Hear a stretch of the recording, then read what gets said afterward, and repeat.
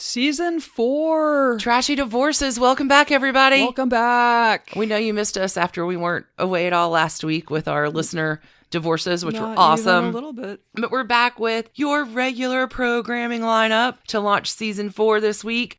We're going to take the money and run. Originally recorded by Eagles.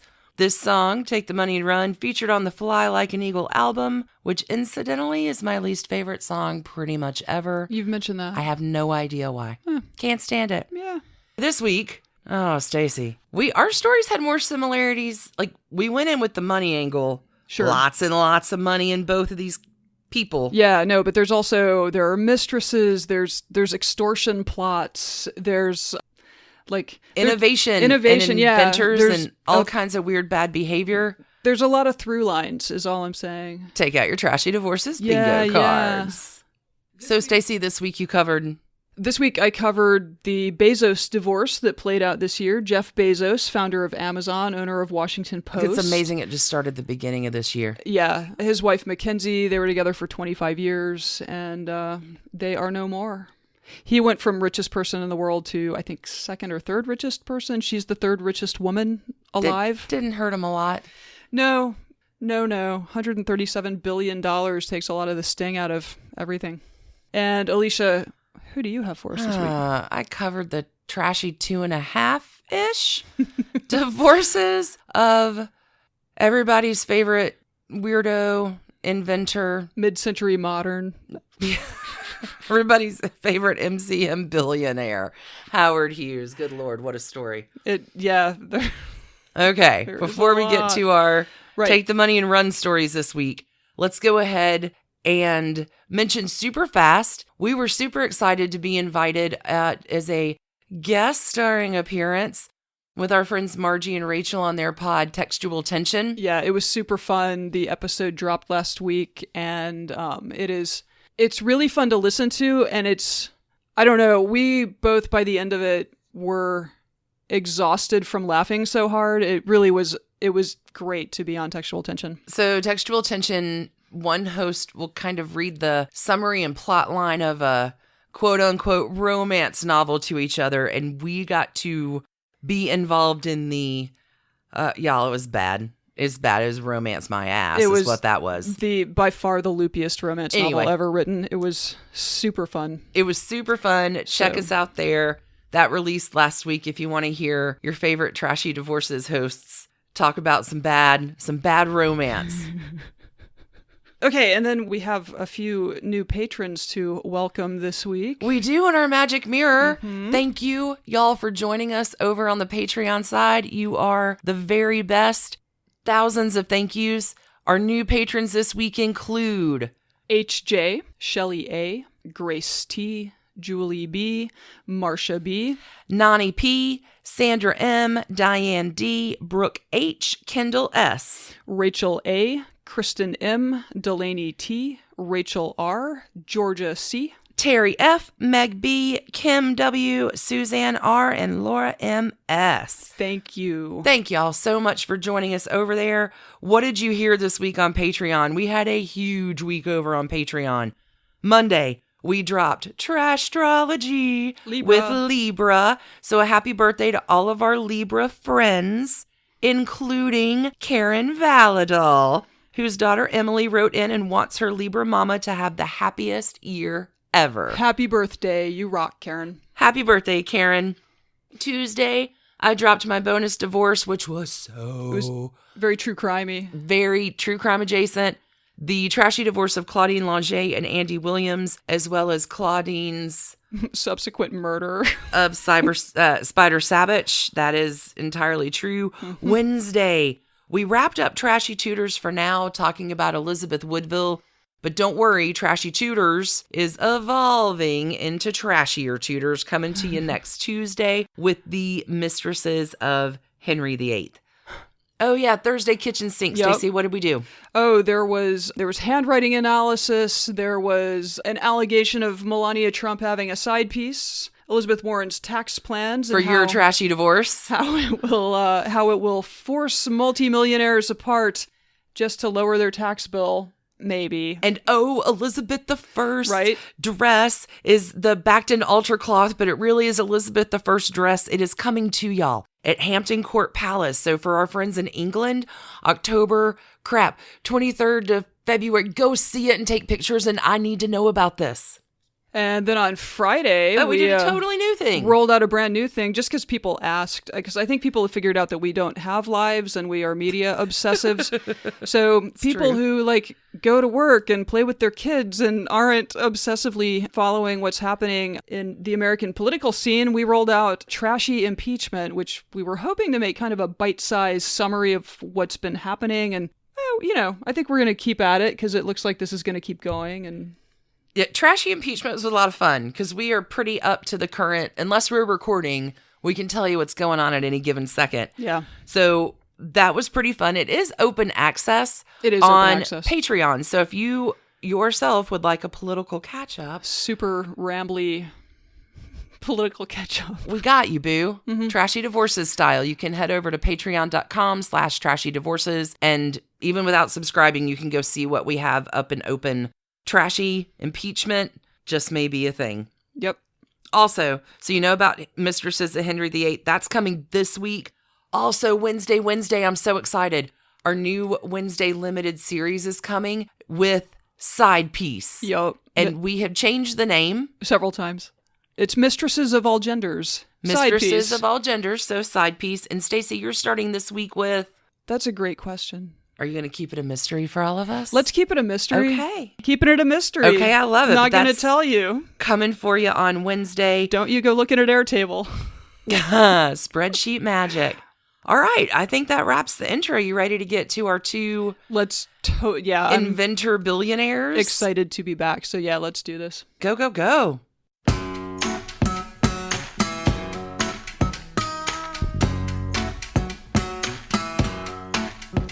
So, Alicia. Yeah. Who you got? I got a real dick bag this week. Oh, good. I got a real dick bag. That's what we like. This week, I'm covering the trashy divorces of Howard Hughes. I mean, this guy. Like, it's triumph and tragedy all wrapped into one, but let's add in some severe childhood shit and some mental illness, too, with a significant amount of head trauma and all the money in the world. And just to catch up, this is the, genius dude who, by the end of his life had locked himself in his house and his fingernails were 8 feet long. Same guy. Yeah. Yeah, good times. Quite the fall there. So Howard Hughes is, okay, yikes. His dad is a Missouri boy, born in 1869. I think you mean Misery boy. His dad has a sister who becomes an opera and stage singer. Dad also has a brother that's a novelist and a screenwriter. So there's some sibling rivalry that happens, and Dad has some Hollywood ties, and Dad's a hustler. He moves around a bunch to find his fortune and ends up settling in Houston and marries a gal named Aline Stone Gano, who was born in 1883. So 20 years. Ish, 16. Okay, but here's the coolest thing about Aline, Mama. She's a descendant of Catherine of Valois, Dowager Queen of England, with her second husband, Owen Tudor. What? I mean, does she know this at the time? I would think so. She is Houston Big Money. Okay. She's Houston Big Money. All right, so they're the type of people who would track know of that kind of thing. Okay. Right. Pops marries a socialite who is related to Catherine of Valois and Owen Tudor, and all is well. Mom and Pops marry in 1904. Old Howard is born Christmas Eve, 1905. Okay. Capricorn baby. Okay. Capricorn men. What are we going to do with you? We've heard some things. Dad has this gig, right? He's got a job, but he takes on other jobs. And there ends up being this piece of machinery. It's this rotor bit, which allows oil to be attained where it couldn't be attained before. And Dad doesn't necessarily invent this little piece of machinery, but he does patent it, which is where the money is, and ends up founding Sharp Hughes Tool Company, which becomes worth all of the money in 1909. Sure. Money will no longer be a problem for the Hughes family. I mean, money is going to be a huge problem, but not because of the lack of it. Gotcha.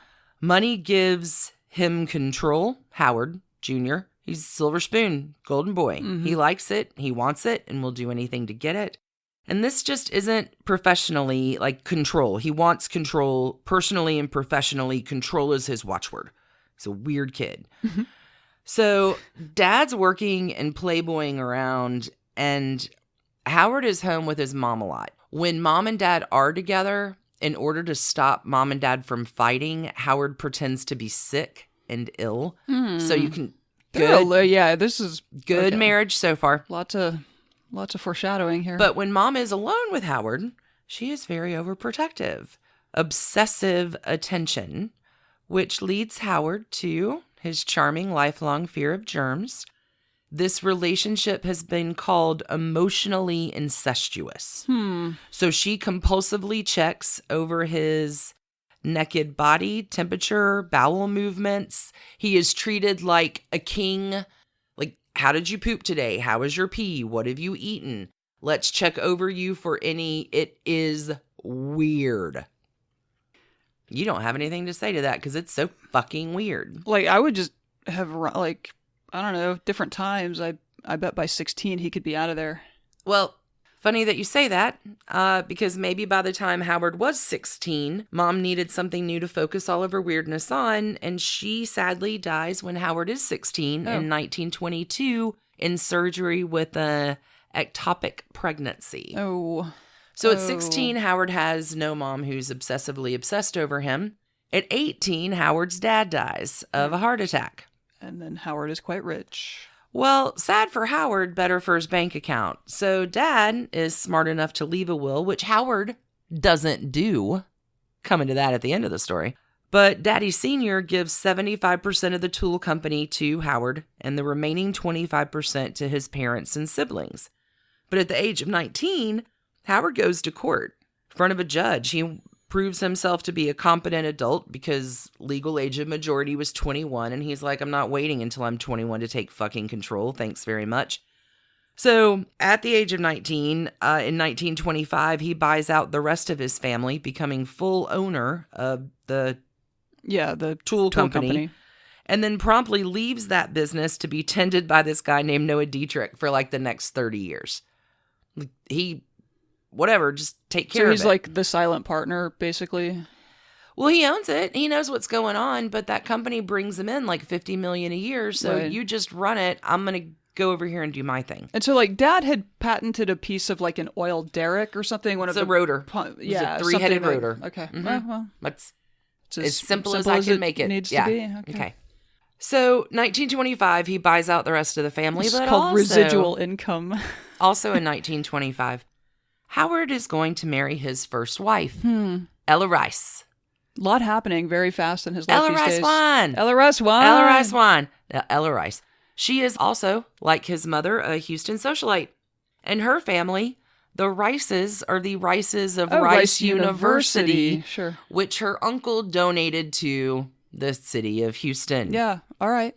Okay. So, big names. In the Rice family, money and power and access, not a problem. Now, Ella's 2 years older than Howard.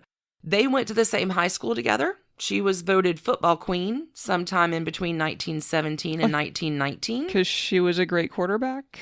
No, she's the toast of the school, like the jock's digger. I get it. She kind of reminds me of Zelda Fitzgerald. Okay. So she is probably not going to have much time for the younger super nerd Howard, who instead is spending his high school years developing a radio broadcasting tower and the first motorized bicycle in Houston.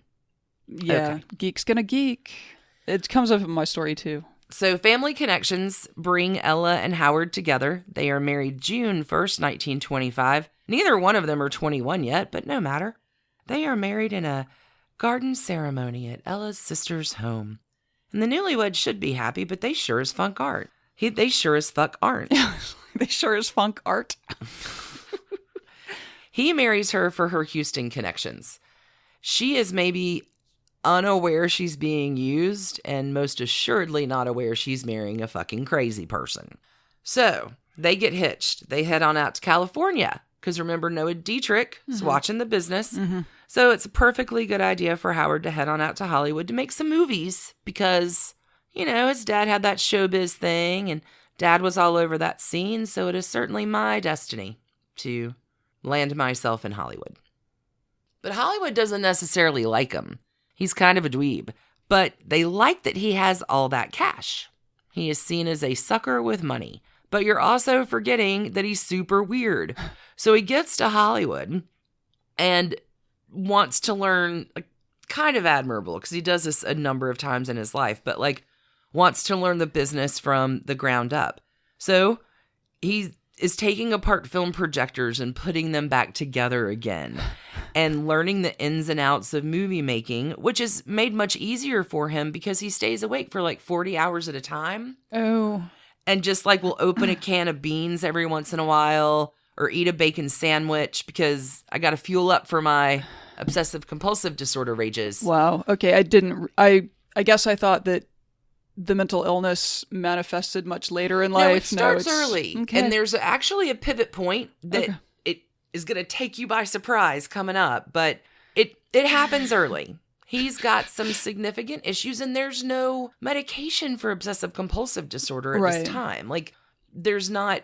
No, and I'll submit that my dad was a pilot and an inventor, and so like I heard parts of the Howard Hughes story all throughout my childhood. Sure. You've never heard it like this. Didn't hear these parts. Yeah. And these are your ant bits on the porch. So let me tell you a story. So he's out in Hollywood and wants to learn filmmaking by taking apart projection. Well, it makes you wonder, like legit. Like I think about the movie Sling Blade. Like if he had had not a penny to his name, would he have been better just sitting in a small town somewhere being the motor fix-it guy? And when something broke in that town, you brought it down to old Howard. Right. You know, bring it down to old Socrates. Yeah. He'll fix it right up for you. Yeah. Okay. But remember, Howard's married. So sure in his 40-hour rages. And Rice Wine. Ella Rice Wine. Ella Rice Wine is like literally locked inside the house. And Princess in the Tower, right? And Howard's making films. One actually gets an Oscar. So that's cool. Okay. But during the time that Ella's locked up in the tower, Howard is also carrying on this hot and heavy, like 3-year affair with this actress named Billy Love, who ends up getting engaged to marry him. They head on to Nevada because she's married too. And they move in together to see what that would be like, but set themselves up as brother and sister. That's what everybody thinks. But that relationship, probably because she goes and lives with him and she's like, you're a fucking crazy person. Yeah. That relationship breaks off. But wait, when that tanks, Howard breaks back into Billy's home back in Hollywood, takes all of her furniture, loads it in a van, drives that van to fucking Wilshire Boulevard and sets it on fire. So cool. Oh my God. Cool. Okay. According to a Houston historian, he just wasn't cut out to be a husband. It never occurred to him to go home. But he likes his girls at home. And even when he's married or still single, he stashes women all over town and puts spies on their asses so they can't go anywhere else either. He's very weird. Yeah, I was thinking when you said earlier that he was weird, that it meant that he had a hard time connecting with people.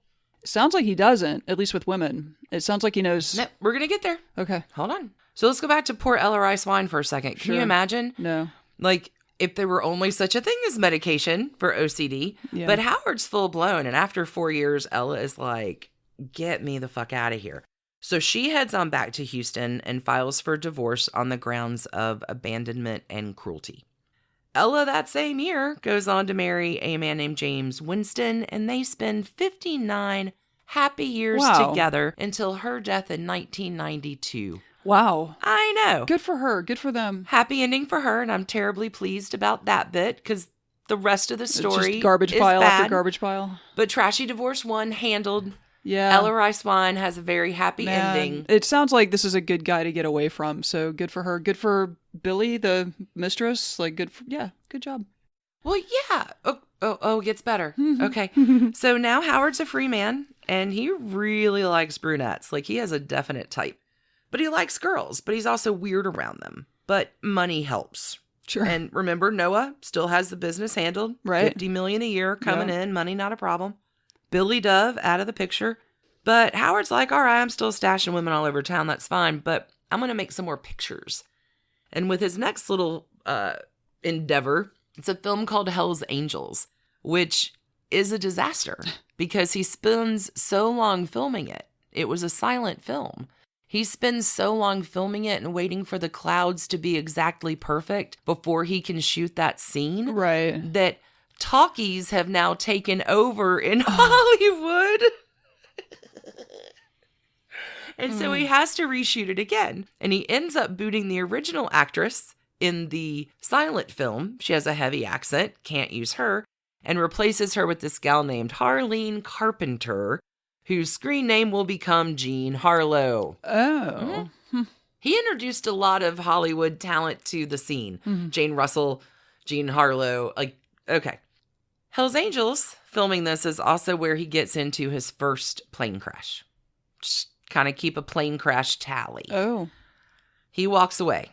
Well, clearly. This time. But he's emboldened. Next, he's going to make this film called Scarface, which the Hayes office in Hollywood has utterly blackballed for its violence, rape, and incest. It's about loosely Al Capone and gangsta. So Howard, control, not one to take things lying down, nobody tells him no, goes on to sue the Hayes office in Hollywood and wins and ends up showing the film he wants. Don't make any mistake. Howard is not a champion of First Amendment rights. Sure. He just knows how to gear up publicity. Right? Mm-hmm. There's this thing with Jane Russell and the publicity he wants and what he makes her do with her bra or lack of one, and he's a fucking louse. Okay. But Howard's done now with the film industry, and by the early to mid 1930s, he has decided instead he wants to be a pilot. Okay, I was about to ask so when does this guy get into making airplanes? So, okay, just like he did with films, He wants to learn how it all works by taking it apart and putting it back together again. And remember, money is no object. So he takes a gig for $250 a month with American Airlines and works as a baggage handler and assistant pilot. I think he goes by the name of Charles Howard or something. Totally the brother-sister undercover thing. He's going to assume, he could have been a great actor, right? Let me assume this role of baggage handler for American Airlines. Anyway, that takes 2 months. 2 months later, he and his working buddy quit, and they found Hughes aircraft. And they make fast planes. And this is not a podcast about aviation. I'm sorry to break it to you, Stacie. It's about divorces, so let me sum this thing up. He's a millionaire sportsman. He sets a lot of records. I'm sorry, I shouldn't say that with such disdain in my voice, but I researched a lot of material, and a lot of it is about his aviation strides and innovation and changing the world of flight. Yeah, all of which he did. Super cool inventor. Okay. He sets a lot of records. Weirdo genius. Film at 11. He crashes a few more planes without significant injury. I think we're up to 3 crashes now. That is really... most people 3 so far. I know, most people don't walk away from 1, so... He's honored by FDR in 1937. He ends up setting a world record for around the world in 3 days and 19 hours in 1938. I've been training my whole life to stay awake for 3 days and 19 80 hours. Yeah. He was an adventurer, kind of millionaire sportsman, right, the kind of guy who movie, Life magazine would write him up, that kind of stuff. Oh wait, Life magazine, Time magazine does write him up in 1938 because he's a public hero. There are 4 parades inside of 3 days, and but Howard doesn't like being written up, so he buys all 175,000 copies of that magazine and burns them all. Okay. So by 1940, he's bought part of TWA because money's never going to be a problem, but it's always going to be a problem. During this time, God, let's pull out a list of who is who in Hollywood because he dates them to all of them. Katharine Hepburn, Ava Gardner, Ginger Rogers, Jane Russell, Olivia de Havilland. Name a starlet, large, medium, small, doesn't matter. He's got them holed up. And it also helps when he goes out to parties that he brings trays of expensive jewelry, brooches and rings and necklaces. So starlets are oh, sure, I'd love this. emerald necklace. Thanks. I'll dance with you again. Like, where'd you get that? Oh, the guy with the jewelry tray.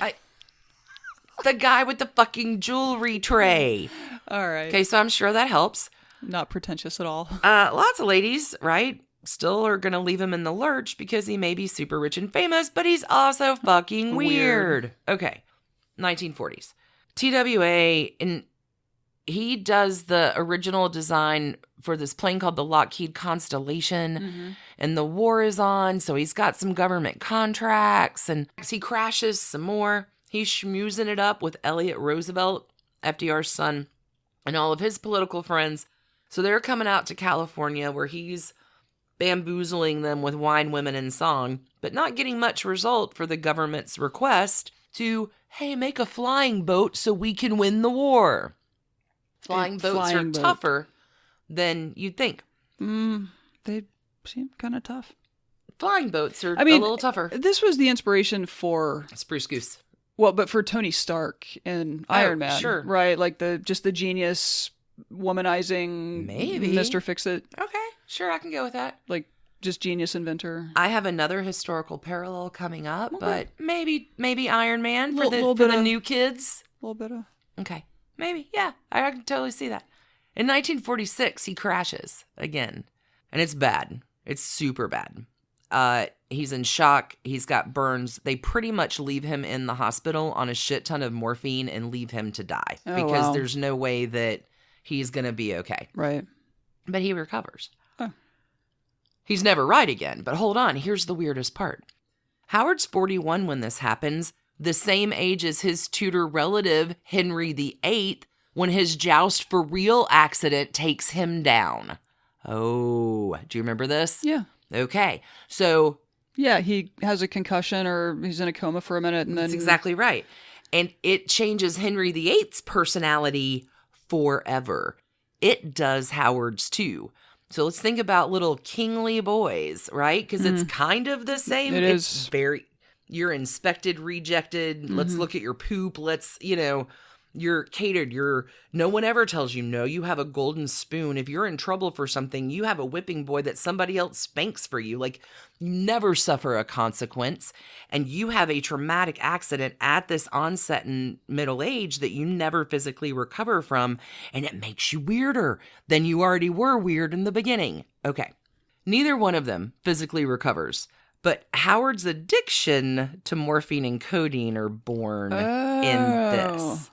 So add weird, add physical consequence, making it super weird, and then add a drug addiction. Right. So, good times. So famous eccentric now has a problem. So both Henry VIII and Howard Hughes each become way more reclusive and secretive and manifest their personality quirks into like the worst ways beginning at the same age. I just thought it was neat. Also, Howard Hughes during this time is designing the hospital bed that everyone uses now where you can adjust the bed for yourself because you used to just be able to lay straight out until he makes the bed that you can... Right. The adjustable, yeah.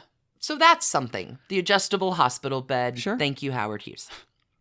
Okay, so while recovering, they're still trying to make the fucking flying plane. Flying boat? Yeah, the flying plane boat. And there's some fun Senate extortion that happens here. Senate extortion? Yeah. Okay. Senate extortion. We love an extortion plot. Let's add it to a morphine codeine OCPD psych profile. Mine has one too, so... Extortion's not fun unless it's fun for everyone, Stacie. Okay. So there's a senator, Senator Brewster, and he wants to haul Howard in for wasting $40 million of your tax dollars. And Howard Hughes is like, I'm happy to come in. And ends up testifying that this whole thing started because, in fact, Senator Brewster, didn't you and I have lunch on this day in the Ambassador where you said you would go ahead and call off this sham investigation if I went ahead and let TWA merge with Pan American Airlines? Because all y'all are and always will be a bunch of crooks. And by the way, I've spent way more than $40 million of my own money, so you can come fuck right off. And why don't you come out and watch my plane fly? Which it does. November 2nd, 1947, 60 tons of a flying plane boat leave from Long Beach Harbor, goes airborne, stays up for like a mile. It can fly. Woo. All right. Howard Hughes is like, fuck off, my boat flies. That's the end of the Brewster hearings. Brewster actually has a hard time, doesn't get reelected, has a hard time finding a job, and is found begging in the Senate hallways for like any kind of job somebody can give him after that, because Howard Hughes essentially ruins him. Ruined his career. That's amazing. But Howard is still a ladies' man, and apparently he can dance. And, well, the jewelry and the dancing, right, help a lot. So he is man about town. He proposes to Elizabeth Taylor, who turns him down. Good call. He has this thing. He really likes to tell every girl that he's dancing with or giving jewelry to that he'll marry them. A little like Edward IV that way. Like, oh, sure, I just want to fuck you. Oh, we got to get married. Okay, we can totally do that. Just put a pin in that. Lana Turner believes this and thinks that she's going to marry him at one point, and like, this is the South. Like, you know it's serious when you monogram your towels with your future married name, which Lana Turner does. Monogram new towels for herself, and Howard sees them and is like, nope, nopity, nah. Okay, so after conquering the film world and then the world of aviation and being injured as fuck and halfway more than out of his mind in 1948 in May, he decides he's missing movies a lot. So he goes ahead and buys RKO Studios. It's a good way to get girls. And it gets you back into... But he never goes to the studio. He has an office across the street where he watches everything that's been filmed in the studio that day that people bring over to him so he can stay in his weird little recluse room.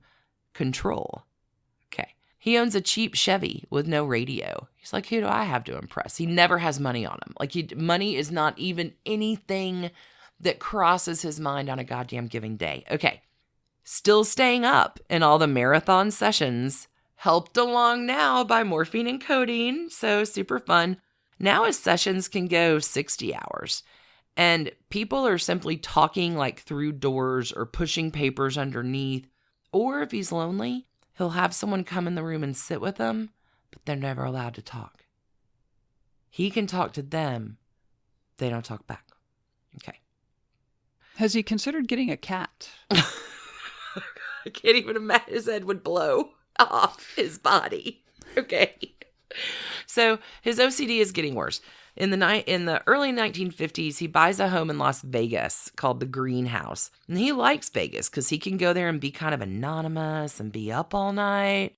He bunks at the Greenhouse until 1955. He does some retrofitting to it. Just give you an idea about a little bit of his home craziness. He brings in multiple hotel-size air conditioners to cool like a 2,000 square foot house. Yeah, so he wanted it cold. Cold. He has 50 telephones installed with like hearing boosters because I forgot to mention he's super hard of hearing now. Okay. Yeah, jet engines are loud. Well, and crashing and it's all bad.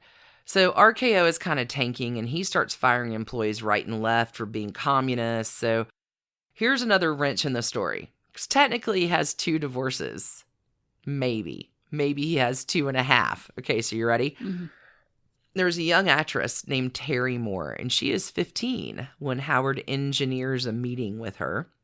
Howard, everybody's favorite control man, has to have her, which parallels nicely, honestly, with Henry VIII and Catherine Howard when he's a dirty middle-aged old man and she's a young, innocent 15-year-old virgin, and she's like the last virgin in Hollywood, but she's 15. Yeah. All right.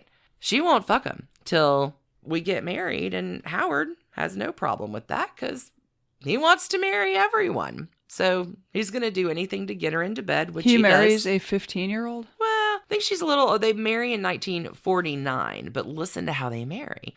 Terry says they were secretly married on a chartered yacht out in international waters. Oh. So... that will get you around a lot of... They marry, but the papers are tossed, and doesn't mean anything really until he dies. She's married 3 more times and divorced 3 more times, too.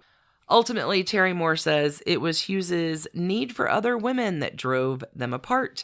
He was honest in business, but dishonest with women.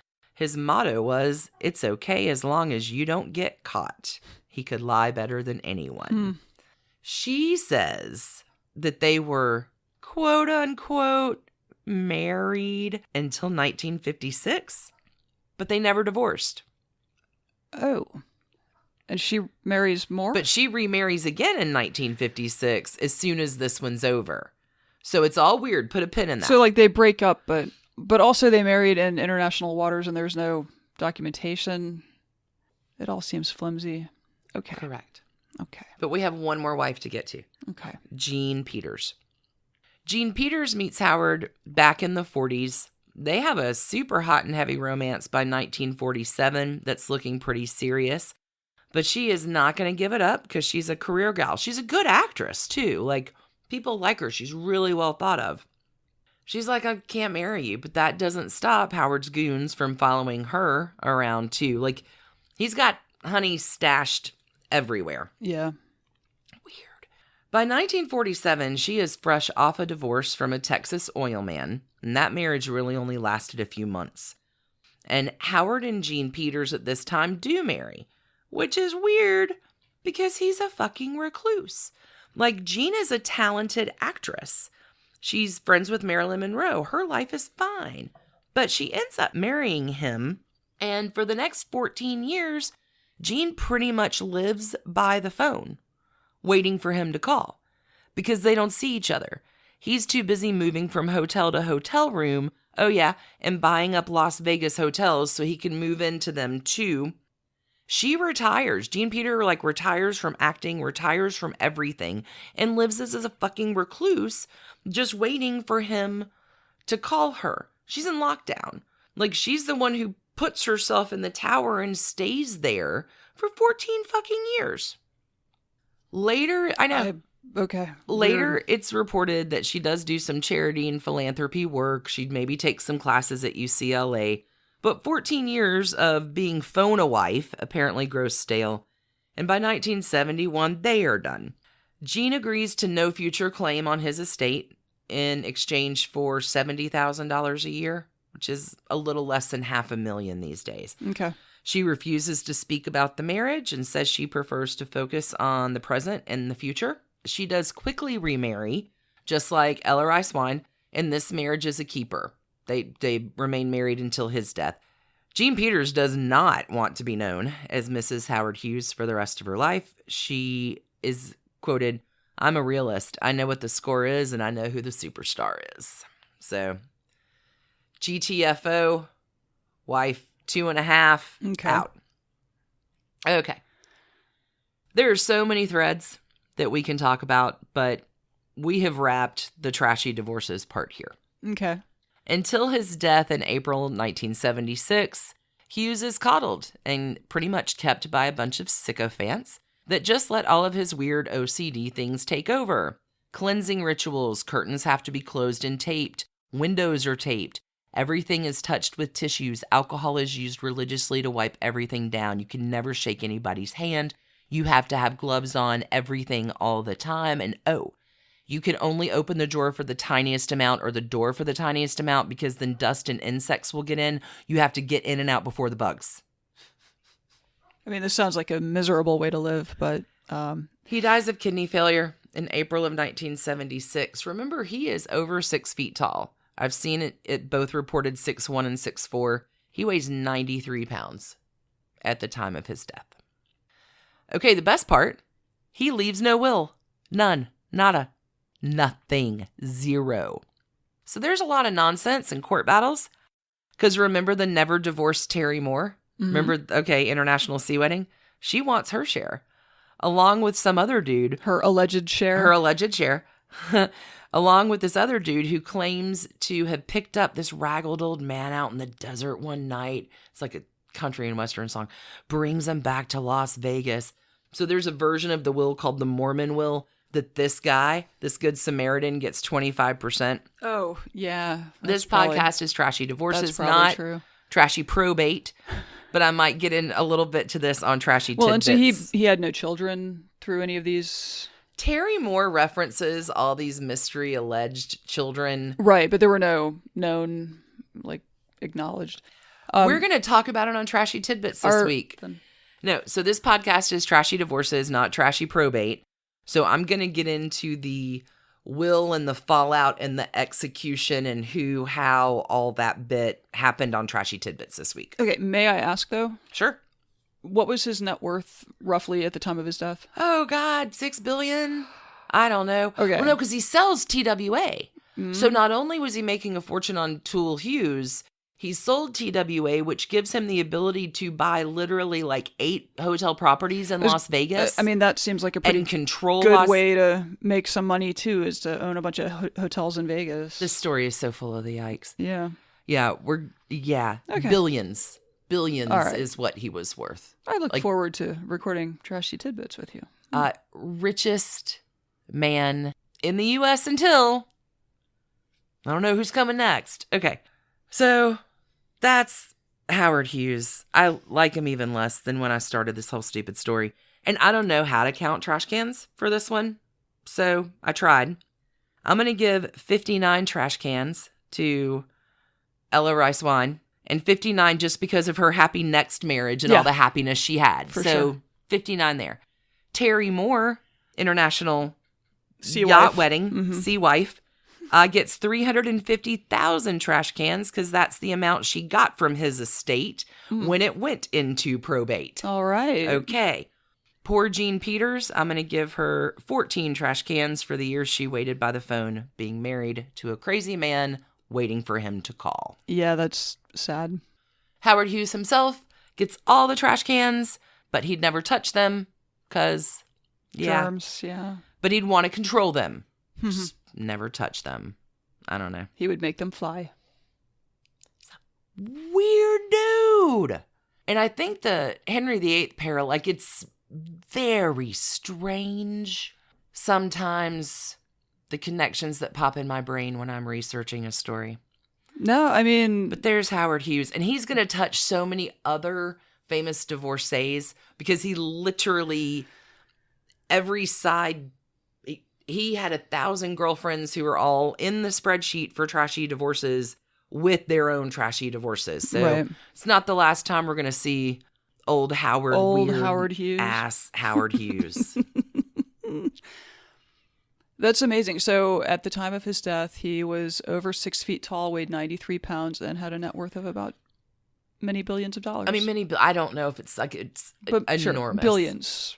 Enormous. Billion. And he dies on a plane en route, and they end up finding hypodermic needles just sticking in his body. Whoever you're paying that much money to care for you is not caring for you that well, dude. Get a friend. Sometimes it's good to tell a Capricorn man no. Sometimes it's good. I think the problem really, people who are this powerful, you've never been told no. They never learn boundaries, because they'll just fire you if you...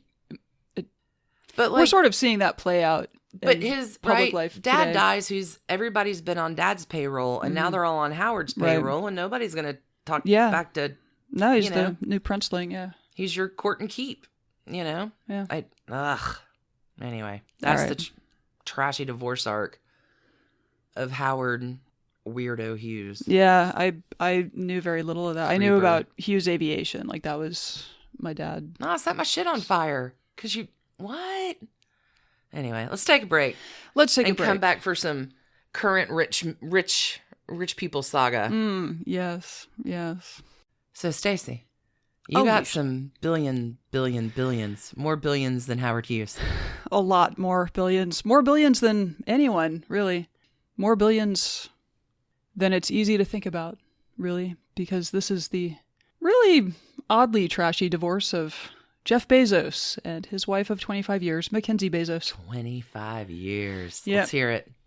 I'm telling the Bezos divorce story this week because it has almost everything. There's international intrigue. There's cyber crimes. There's a catastrophic misfire. There's potentially scary technology.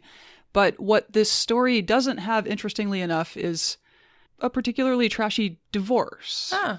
Sort of external forces make it trashy. It has everything. Except what the podcast is about. Sure, let's dig in. Everyone knows who Jeff Bezos is, so we're going to start with his wife, again, of 25 years, MacKenzie. MacKenzie Tuttle was born in San Francisco on April 7th, 1970. I don't know what that makes her. Something springish. She's an Aries. Okay. She was raised by a financial planner dad who must have done quite well, and a stay-at-home mom. MacKenzie herself was shy and took to books and later writing. Aw. She attended the Frou-Frou, Connecticut Hotchkiss boarding school. Ooh, that's pretty frou-frou. I think so. Then went on to Princeton, where she studied fiction under Toni Morrison. Wow. Who became a mentor throughout the rest of Morrison's life. What? And also Toni Morrison just passed away this year, and it is a tragedy. We miss Toni Morrison, but I didn't know that. Wow. Yeah. Interesting. Yeah, Morrison said that she was one of the most talented students she'd ever had. Wow. Yeah. So anyway, MacKenzie goes to New York after she graduates. She planned to write for a living, but she also planned to eat while she was doing it. So she applied for a job at a hedge fund, and she was interviewed by, I think, the youngest senior vice president in the company history, of the company, named Jeff Bezos. Oh, wow. Workplace romance. Workplace romance. Don't do it. He was also a Princeton grad, so they kind of hit it off. She was really smitten, and there was a profile in Vogue of her in 2013, and pretty much all of the quotes that I use in this section are from that profile link on the website. Okay. She said, "My office was next door to his, and all day long I listened to that fabulous laugh. How could you not fall in love with that laugh?"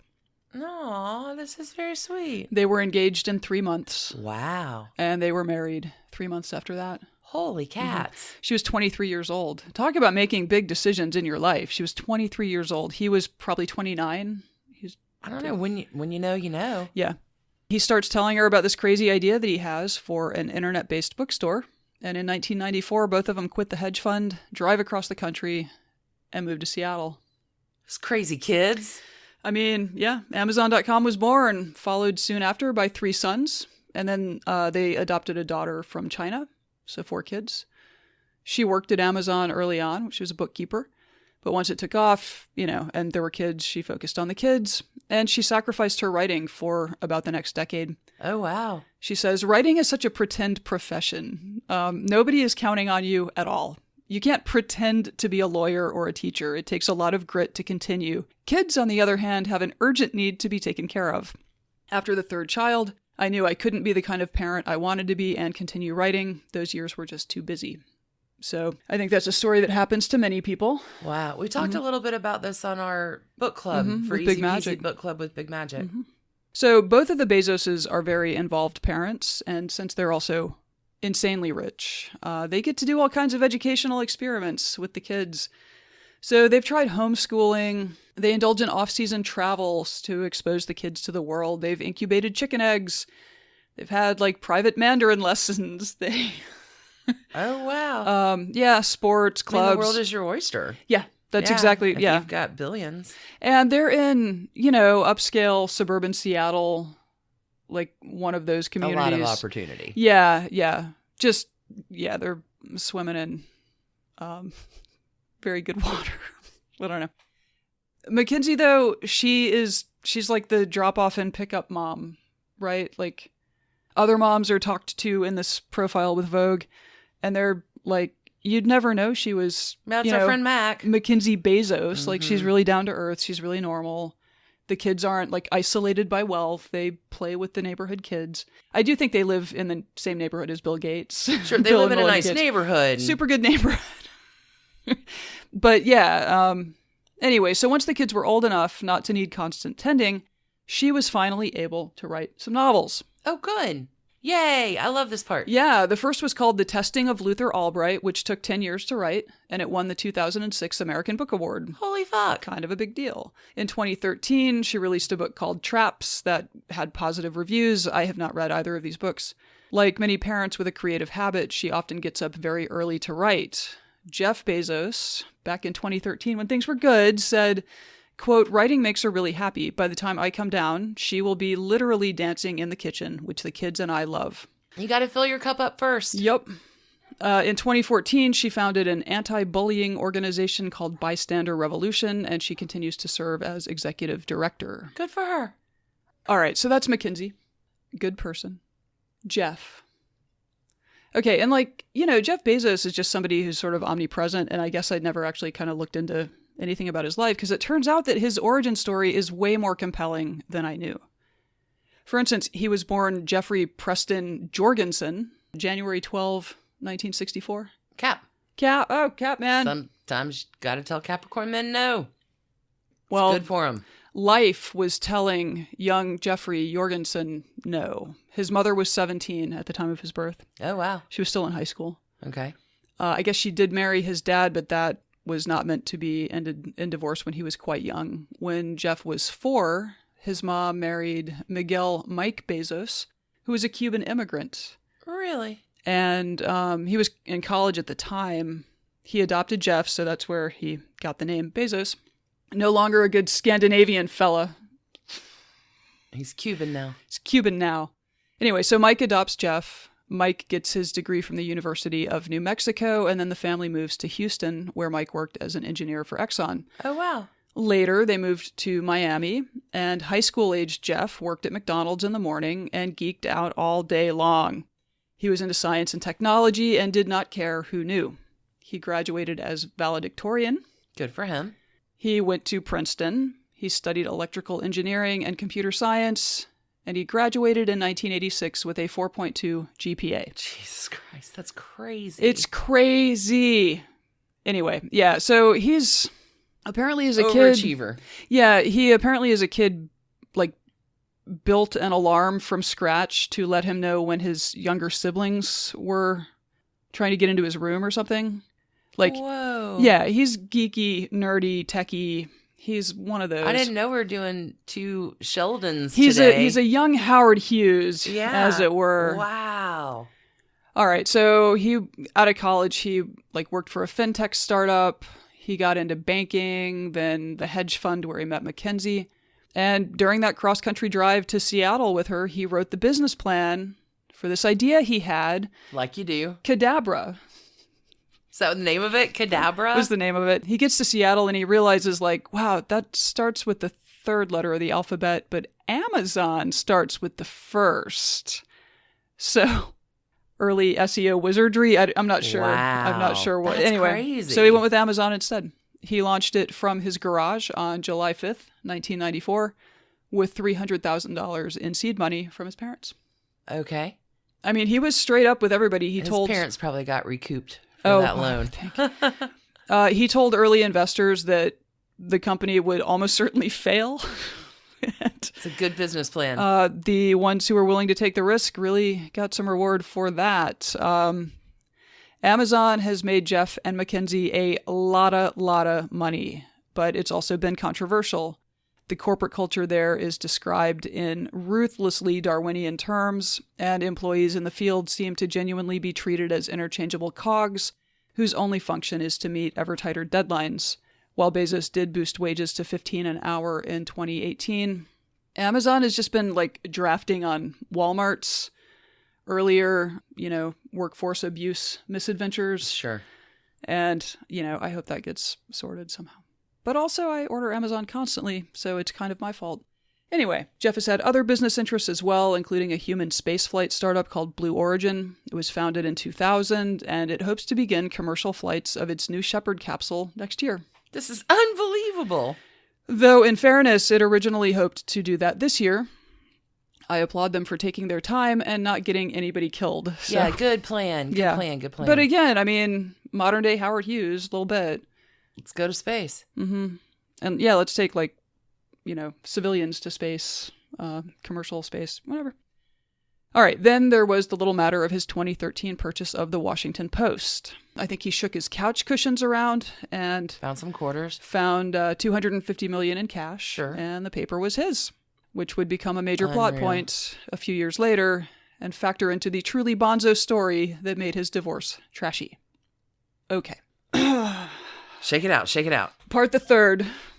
It seems like Jeff and MacKenzie Bezos had a genuinely great marriage for quite a long time. So it came as something of a shock. 25 years, that's remarkable. Mm-hmm. So it came as something of a shock when, on January 9th, 2019, Jeff tweeted out a message signed Jeff and MacKenzie that read, Quote, "We want to make people aware of a development in our lives." Rich people are so, like, calm. Yeah, oh, it's that flat affect. Sure thing. Things are changing, but we're still really rich, so it's kind of going to be okay. Okay. We want to make people aware of a development in our lives. As our family and close friends know, after a long period of loving exploration and trial separation, we have decided to divorce and continue our shared lives as friends. We feel incredibly lucky to have found each other and deeply grateful for every one of the years we have been married to each other. If we had known we would separate after 25 years, we would do it all again. We've had such a great life together as a married couple, and we also see wonderful futures ahead as parents, friends, partners in ventures and projects, and as individuals pursuing ventures and adventures. Jesus Christ. Though the labels might be different, we remain a family, and we remain cherished friends. Well, that is a really... Jeff and MacKenzie, consciously uncoupling. Classy email. The thing that I find more horrifying... We can just back up. Yeah. That was January 2019. Mm-hmm. That's how long this year has been. I know. Feels like. I know. God, that divorce took like 8 years, right? No, that was January of this year. Mm-hmm. I know. It's only September. I know. We're living in very long years. We had like one episode of Trashy Divorces out then, and we were excited because we're like, yeah, we Bezos! Can cover this one in the... Yeah, we didn't. Wow. Yeah, we've actually had to wait for this to play out because... what's about to happen was so trashy. Okay, so at the time, January 9th, at the time, they were worth $137 billion. It is such an absurd amount of money that it's hard to think about it. So I'm going to try to give it some context. Okay, good, because my brain hurts. Okay. In the world, where there are roughly 200 countries, 135 of them have an annual gross domestic product that is lower than the wealth of Jeff and MacKenzie Bezos. Oh my God. Mm-hmm. Mm-hmm. Yeah. Okay, so here's another fun fact. These are residents of Seattle in the state of Washington. Governor Jay Inslee proposed a $54.4 billion state budget for fiscal year 2019. Oh my God. Year, which means that they could operate the state of Washington and its 7.5 million people, for almost 3 years. Unbelievable. I mean, it is hard to... $137 billion. That's how lazy we are, America.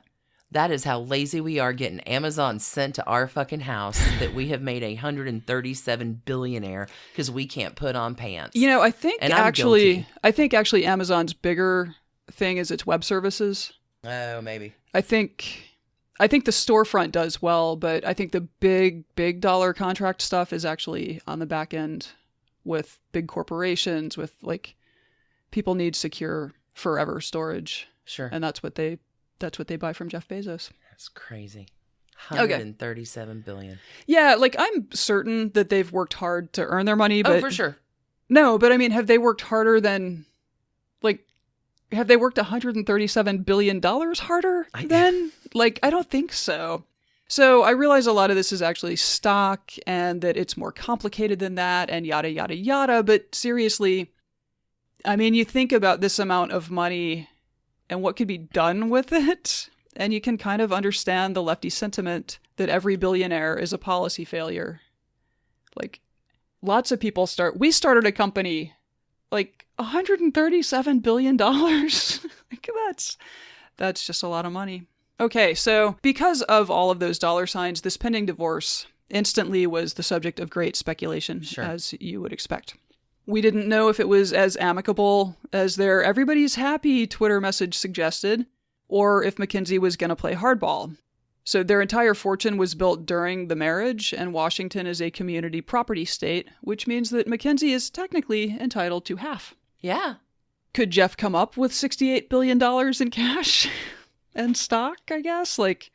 And then the biggest question of all is, would Amazon be part of the divorce? Right. Because they co-own the company, I guess. So tabloids quickly reported out that Jeff and MacKenzie had been separated for about a year and that he had begun dating a Los Angeles television personality named Lauren Sanchez, who was herself separated from her husband. Oh. It also soon became clear why Jeff and MacKenzie had gone public when they did. Why is that? The day after the tweet, the National Enquirer, run by the poorly named David Pecker, published a trove... Such a poor name. Published a trove of sometimes quite saucy text messages between Jeff and Lauren in an 11-page expose. Oh my, that's a lot of copy. It's a lot of copy, and they were what you would expect. I want to smell you. I want to breathe you in. I want to hold you tight. I want to kiss your lips. I love you. I am in love with you. Yeah, I'll spare you. These are easy to acquire if you want to Google. The Enquirer had assigned a team to trail Bezos and Sanchez for months during 2018, photographing them on the sly. And the pictures they published were not really the big deal here. Like, there were other pictures that were a bigger deal. So the concern for like everybody involved, including Amazon, was that Jeff's phone had been hacked somehow. And you can imagine, as a $137 billion rare and the leader of some of the most important companies on the planet, that's a huge, huge problem if his phone has been hacked. And for I don't know why, but he was just convinced pretty much right away that the Enquirer had gotten his side of the text exchange, not her side of the text exchange. Anyway. Because she sounded just as dorky as I did. Yeah. No, I mean, I think they got her texts as well, but he was convinced that it came from his phone and not hers. And I'm not sure why he believed that, but that set into motion. So the Enquirer floated a story. Can I back up and just ask a stupid question? Yeah. Why does the Enquirer care about what Jeff Bezos is doing? Are you going to get to that? Yeah, I'm going to. Okay, great. I'm going to get to that. Awesome. Yeah, it's complicated and convoluted. So the Enquirer floated a story that Lauren Sanchez's Trumpy brother had gotten the material and sold it to the Enquirer for $200,000. And he did sell them some information, but they contacted him and showed him text messages that they already had. Oh. So he did sell them stuff for $200K, but... Yeah, thanks, bro. Mm-hmm. Oh, yeah. Sorry, did I meant estranged brother. Yeah, for real. It turns out that Pecker and the Enquirer, shady to the core as always, were about to make a cataclysmic miscalculation. So the supermarket tabloid had only recently signed a non-prosecution agreement with federal prosecutors investigating its role in Donald Trump's 2016 campaign finance violations. One provision of that agreement was that the Enquirer, and I didn't know this was a thing that would go in these types of agreements, but here you go. The Enquirer could not commit any crimes whatsoever for 3 years, or the agreement was null. I mean, you can't crime anymore. But I mean, that 3-year provision just seems arbitrary. We'd like you not to crime at all, but... Yeah, I guess the agreement has to expire at some point, but whatever. So after the January 10 expose, Jeff very publicly assigned a well-known security consultant named Gavin DeBecker. Oh, I've heard of that guy. Yeah. Okay, to work on tracking down how exactly, Pecker and the Enquirer had gotten hold of his text messages to his girlfriend. In media reports, both men speculated that the Enquirer had created a political hit piece to benefit Donald Trump because Jeff owns the Amazon Washington Post. Fake news. Which, I gather if that was the case, that could put the Enquirer on the wrong side of the non-prosecution agreement. And maybe doing crimes. Doing crimes again. What's funny is that people who are doing a lot of crimes these days don't necessarily understand or fully comprehend that they're doing crimes. It's just normal day-to-day business. It's Tuesday. Well, let's talk about what comes next. Oh, Speaking of continuing to crime. So, I think this fear that Bezos was out there saying, no, this was a political smear. This prompts the Enquirer to reach out to Jeff personally at the start of February and make him an extremely corrupt offer, but one that AMI seems to have been quite used to making against various people. They instructed him effectively to sign an 8-page long contract that included requirements like issuing a public statement saying that there was no hacking, and agree publicly that the story was not, quote, instigated, dictated, or influenced by external forces, political or otherwise. Oh, Jesus. And in exchange, the Enquirer would not publish the private photos that they'd stolen, including a dick pic. Christ on toast. What the fuck? Okay. Jeff Bezos has enough money that he doesn't have to care. And so he heads to... there's fun, delicious trash candy, and then there's trash sewage. Yeah. Nobody ever, ever, ever wants to see anybody's dick pic. Yeah, well, the internet gazillionaire heads to his local keyboard and bangs out a post on medium.com titled, "No Thank You, Mr. Pecker," where he accused the company of blackmail and extortion, which it pretty clearly was. Extortion is like the word of the week. Extortion. It's only fun if everybody's doing it. So this post on Medium also spun up a really interesting theory, positing that it was the Saudis, under the direction of Mohammed bin Salman, also known as MBS, also known as Mohammed Bonesaw. That is the name I'm familiar with. Who had hacked his phone. Oh, God. Yeah. How does he get a hold of his phone to hack? Okay, so the security guy, DeBecker, he releases his report at the end of March. This is actually very sobering. The first time I read this, I was like, oh my God, I hope this is all. I hope he's so wrong on this. Okay, so he writes that his team and, quote, several experts concluded with high confidence that the Saudis had access to Bezos' phone and gained private information. He goes on to drop this super alarming detail. Quote, experts with whom we consulted confirmed New York Times reports on the Saudi capability to, quote, collect vast amounts of previously inaccessible data from smartphones in the air without leaving a trace, including phone calls, texts, and emails. Oh my. Yeah. That's terrifying. Like, I cannot independently confirm that, but I know we're about to get to the murder of Jamal Khashoggi, but there was a lot of speculation about how much of his phone activity was viewable to Turkish authorities outside of the embassy where he was killed. Oh my God. Okay. Jumping ahead. So DeBecker linked the Saudi op against Bezos to the Washington Post's dogged coverage of the brazen murder of Post columnist Jamal Khashoggi the prior October. Yeah. So U.S. intelligence believes that Mohammed Bonesaw ordered that hit.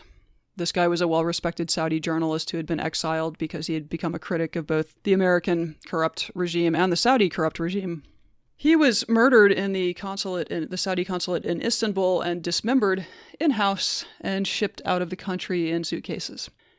MBS is a bad dude. MBS is a bad dude. DeBecker described a well-documented relationship between Mohammed Bonesaw and David Pecker of The Inquirer, including the detail that when MBS came to America in March 2018 for his first grand publicity tour, AMI created a 100-page ad-free glossy magazine called The New Kingdom to promote... You are joking. I'm not. To promote him and his allegedly transformational vision of Saudi Arabia. So... The dirt on all of these spider webs hurts my brain. Mm-hmm. It hurts it. Yeah. So DeBecker obviously provided his report to U.S. law enforcement, and that process is ongoing. Bezos has sat for interviews about it. But he's pursuing it as extortion and blackmail. So good for him. That meant that the non-prosecution agreement was suddenly a whole lot dicier than it had been. So the major investors at AMI freaked out as scandal after scandal enveloped the tabloid. They forced the company to sell the paper. And on April 18th, it was sold to the Hudson Group, which has all those airport bookstores. Oh, yeah, Hudson News, sure. That's what they do. Notably, this was so funny. So the issue that exposed the affair back in January was not actually much of a seller. Because nobody cares. Because, yeah, so you and I joke about like how we name our episodes, and some of them we are anti-SEO. Yeah. Jeff Bezos is anti-SEO, at least to Inquirer readers. For the king of SEO is a little ironic. Right. All right. So while all of that shit show was playing out in public, in private, Jeff and MacKenzie were negotiating terms with each other. And I really can't stress this enough. The Bezoses did not themselves have a trashy divorce, except for the spectacular backfire of an intrusion by the National Enquirer. Wow. In April, MacKenzie tweeted out, "Grateful to have finished the process of dissolving my marriage with Jeff with support from each other and everyone who reached out to us in kindness. And looking forward to the next phase as co-parents and friends. Happy to be giving him all of my interests in the Washington Post and Blue Origin and 75% of our Amazon stock plus voting control of my shares to support his continued contributions with the teams of these incredible companies." Seriously. She just sounds like a class act. Yeah, no, She gets a halo. I mean, sure, he's having kind of a trashy affair, I guess, but like, I mean, I think they were separated when it started. I can't know, but yeah, it just My seems... kids are grown. I want to write. Toni Morrison taught me I got shit to do that is not you, dude. Yeah. Interestingly, the papers were finalized by a judge on July 5th, which is the same day that Amazon launched in 1994. Really? So, Independence Day. Yeah, it's interesting.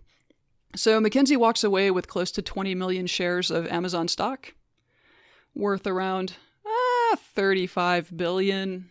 Oh, okay. She's the third richest woman in the world. Jesus Christ. She... And I just want to sit in my little room and drink tea and write my books all day. Basically, yeah. Wow. Yeah, I mean, at least one of their kids is in college now. Like, yeah. $36 billion? Yeah, $35 billion. I'm sure it fluctuates a bit based on Amazon stock price, but she also is apparently a much more charitable person than her ex-husband is. In May, she signed on to the Warren Buffett and Bill Gates project for extremely rich people called the Giving Pledge, where they agree to philanthropically donate half their fortunes in their lifetimes. Oh, wow. Well, that's a hell of an ambitious goal. Mm-hmm, yeah, she issued a very cool statement about it, too. She says... There are lots of resources each of us can pull from our safes to share with others. Time, attention, knowledge, patience, creativity, talent, effort, humor, compassion. Seriously, MacKenzie Bezos. She gets all the halos. All the halos. In addition to whatever assets life has nurtured in me, I have a disproportionate amount of money to share. My approach to philanthropy will continue to be thoughtful.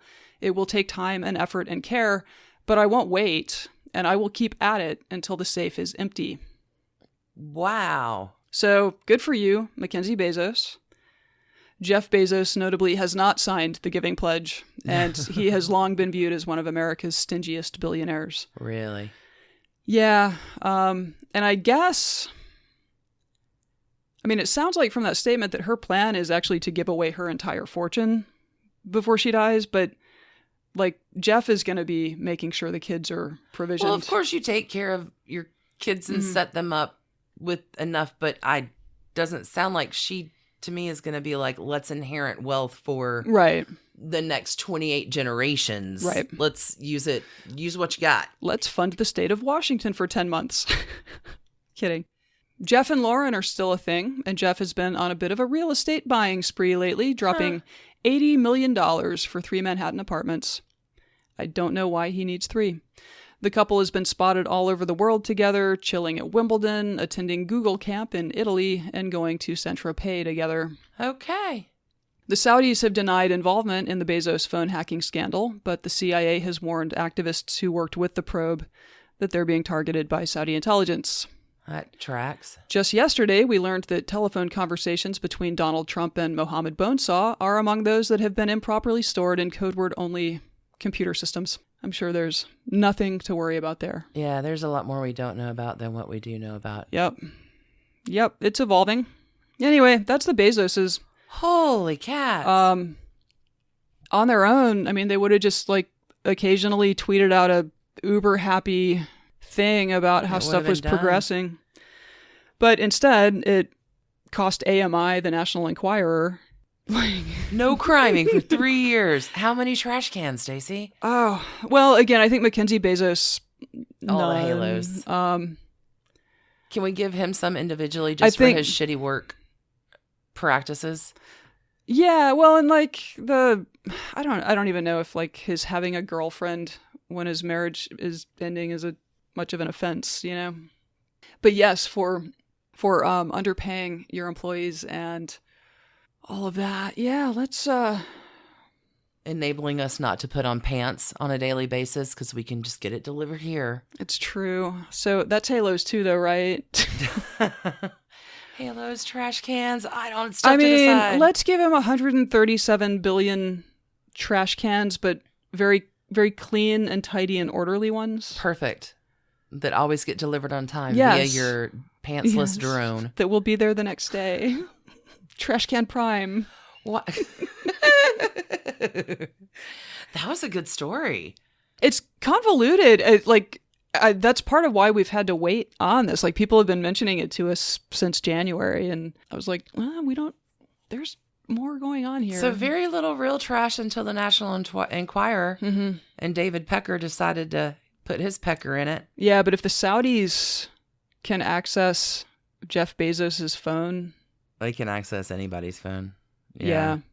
Yikes. Yeah, for a while, I would, like, anytime there was a picture of him with a phone, I would scrutinize it to try to figure out whether it was iPhone or Android to see whether am I safer or less safe than Jeff Bezos? You're a nerd.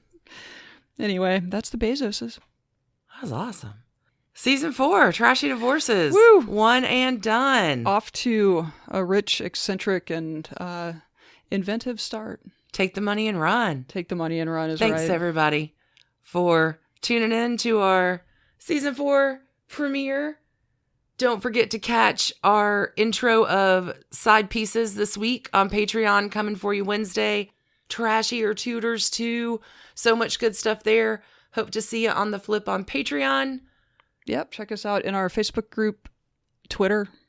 Have a great week. Keep it trashy. Billions and billions of trashy. Just so much trashy. Take the trash and run. Cheers, y'all. Keep it trashy. Bye. Bye. Trashy Divorces is written and produced by us, Stacie and Alicia, for Hemlock Creatives. You can contact us at trashydivorces@gmail.com. Our art is by Sydney V. Smith, and you can find more from her at sydneyvsmith@carbonmade.com. And our music is used with permission of Ratsy. You can find out more about Ratsy at Ratsy's store on Instagram. Want to check out our sources, soundtracks, or other notable episode information? Visit trashydivorces.com. On the web, you can enjoy early ad-free releases, regular bonus stories, follow-ups, and more by joining us at patreon.com/trashydivorces. We have merchandise available online too. Get your Trashy Divorces gear at bit.ly/trashymerch. And thanks to What a Maneuver for doing such a great job with our cloths. Hey, we appreciate all of your ratings and reviews. If you do leave us a 5-star review on iTunes, send us a little picture of it. Let us know and we'll ship you some Trashy Divorces stickers and such. Anywhere in the world, we got you. Because holy cats, y'all, we're now in 125 countries. 125 countries and counting. Thank you for listening. Thank you for telling your friends. Thanks for being awesome. You can send those emails for your free sticker swag to trashydivorces@gmail.com. And last but not least, check us out on social. We're at Trashy Divorces at Instagram, which Alicia mostly runs, Twitter, which I, Stacie, mostly run, and on Facebook, which we pretty much split. We also have a Trashy Divorces discussion group on Facebook if you want to chat with other Trashy Divorces listeners. Thanks again, everybody, for listening. Keep it trashy.